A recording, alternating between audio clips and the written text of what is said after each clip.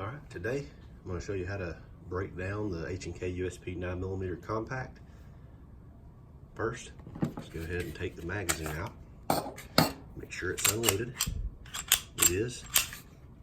Okay, now grasp the back of it here, pull it back until that notch lines up with this pin. Push from the other side, and it'll pull straight out.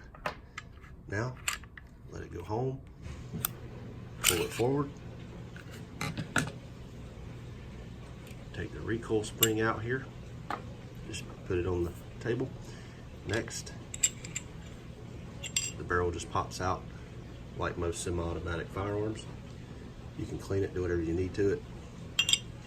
Put the barrel back in when you're done.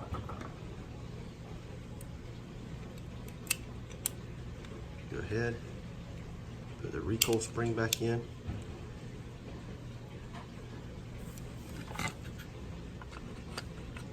Now you're just going to put a slide back on the frame here and do the same thing.